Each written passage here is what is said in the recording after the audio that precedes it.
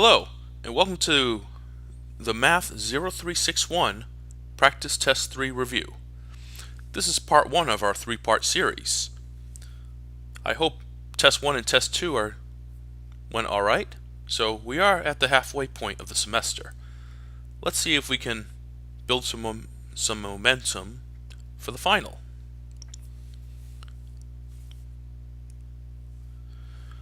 Alright, question number 1 would like us to graph the inequality on the number line, then write the solution in interval notation. One thing at a time. Let's go to the number line, and it's very easy. First, put a point in the middle of the line, like so, and call that -5. The next step is we have to make a decision. Should I go left or should I go right? And the way to do this, follow the arrow. The less than sign says we should go left. Okay, I will do what they say. Let's go left. And then the next step, the last step of the graph is, should I do an open circle or a closed circle? Because there's no equal sign here, I'm going to have to do an open circle, like so. So there's your graph. Now, interval notation is the graph without the number line. Here's what I mean. Notice that the interval, the graph, goes from -infinity to -5. So interval notation is parentheses -infinity to -5. Let's try number 2.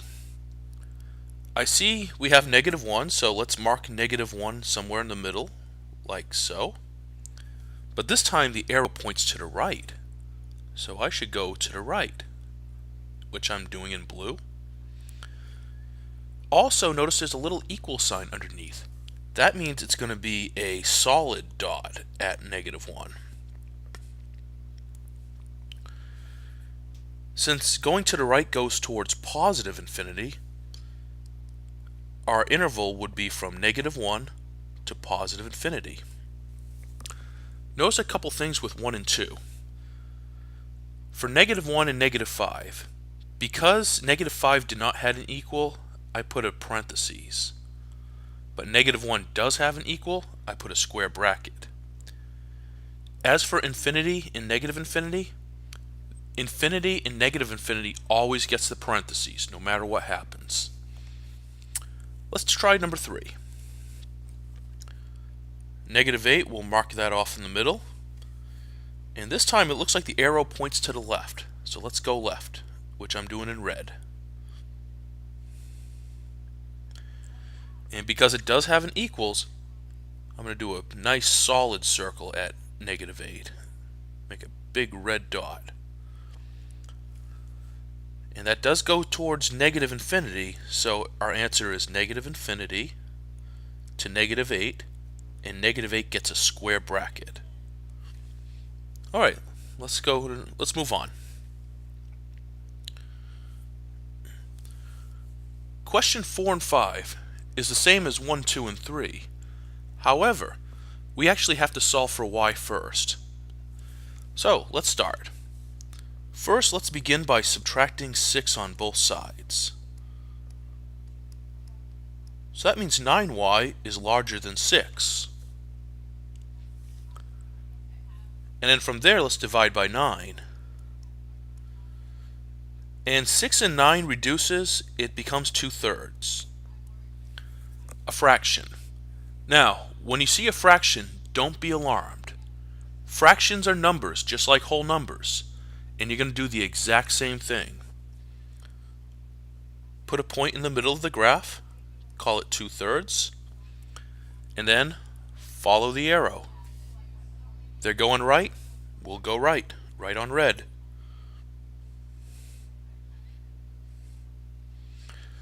And because it does not have an equal sign, I would put an open circle at 2/3.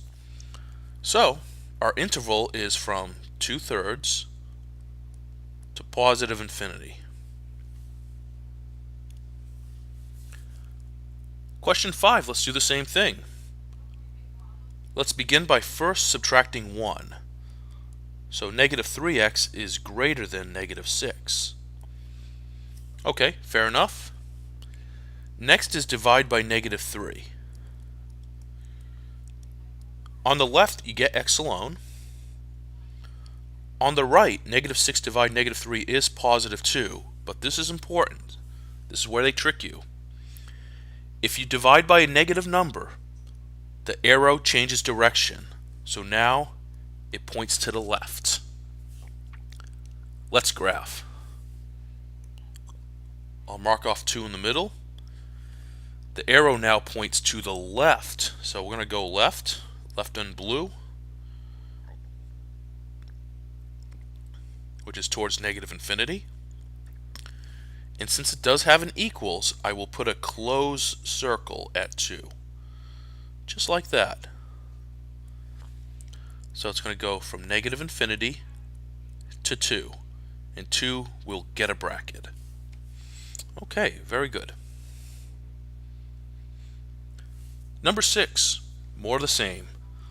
So, we have to move all the letters to the left and all the numbers to the right. Honestly, it doesn't matter who goes first. So let's add 13 to both. 13x first. Let's do that. We got to do both anyway, so let's see what happens. As a result, you get 30 plus 21x is greater than 9. Okay, fair enough. Next, what I'd like to do, I would like to subtract 30.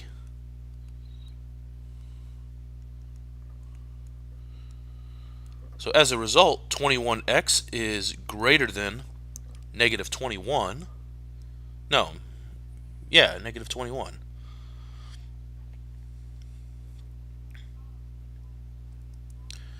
And then finally, the last step is to divide by 21.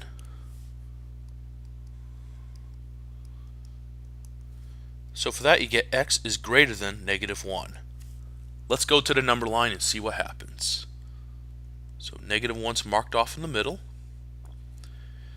It appears that the arrow points right, so I will go right.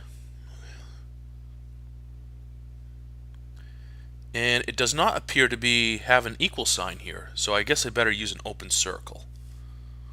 So our answer is from negative 1 to positive infinity. Just like that. Okay, so that's enough graphing for now.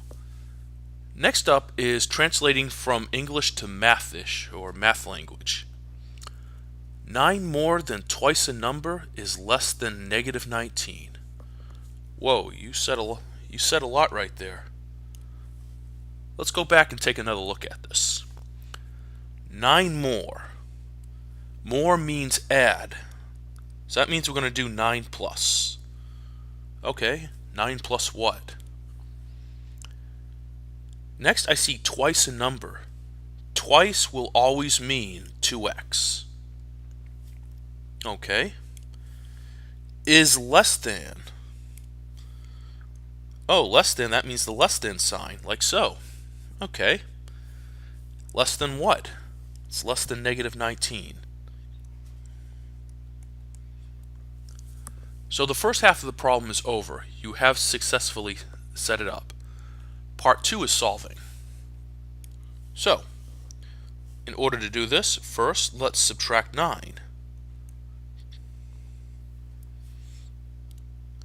As a result, you get 2x is less than negative 28. And then finally, divide by 2. So that means x is less than negative 14.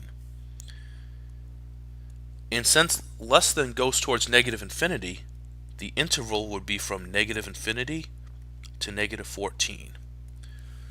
And because there was no equal sign, negative 14 will have a parentheses.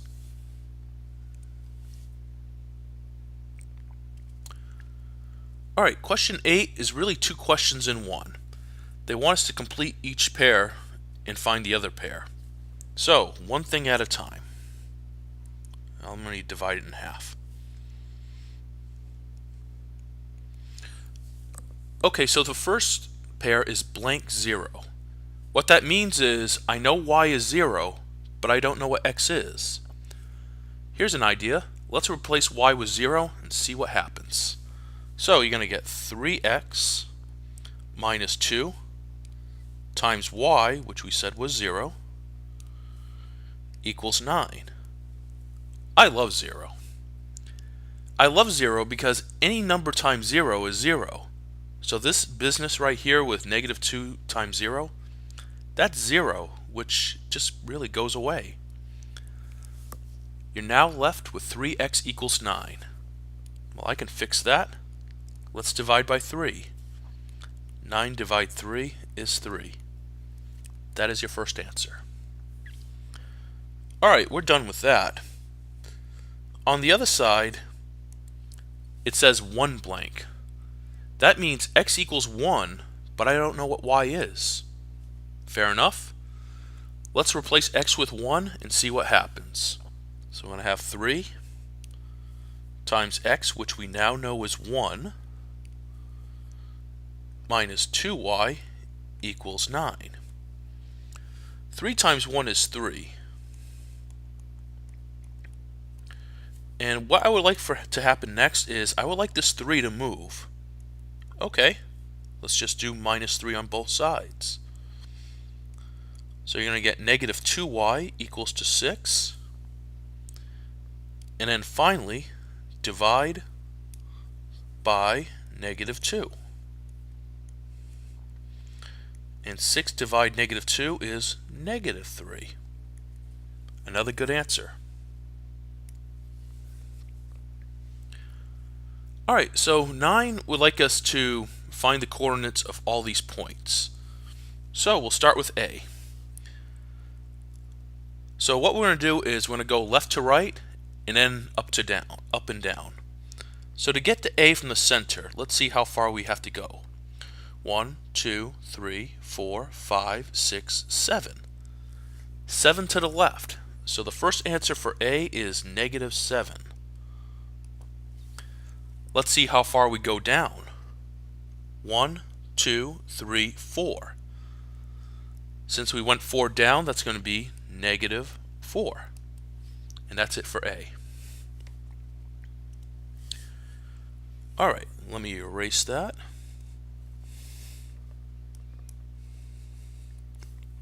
Now let's do the same thing for B. So from the center, let's go to B. 1, 2, 3, 4, 5. I went 5 to the right, so that's positive 5. And since we've already arrived, I don't have to go up or down, so the second part would be 0. 5, 0. Excuse me. So that part's over. I'll erase that. Let's go to C. So let's go to C from the center. 1, 2, 3, 4, 5, 6, 7. I want 7 left, so that's going to be negative 7 to start off. But now I'm going to go up. 1, 2, 3, 4, 5, 6, 7. Positive 7. So negative 7, positive 7.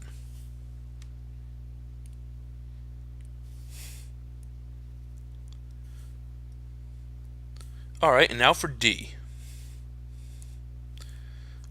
I'm not going to, since D is straight down, I don't have to go left to right.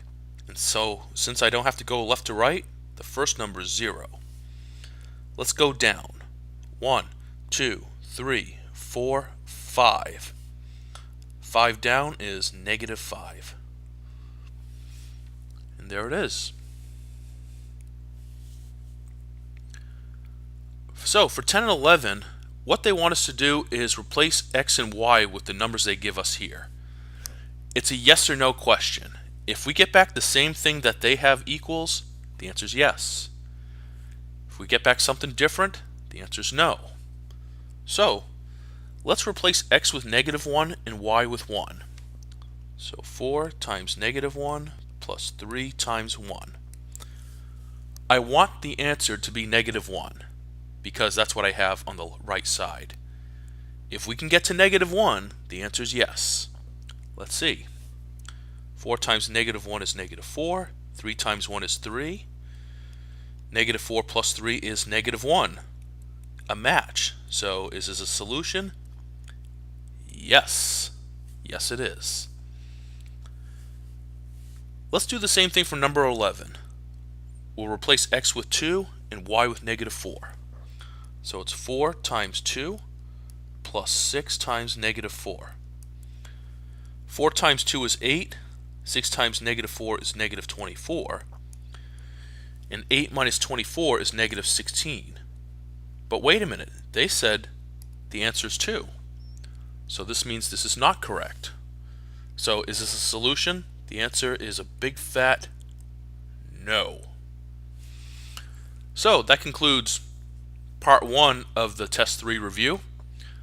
Go to our Google Sites website and click on the link for part 2. Thanks for listening.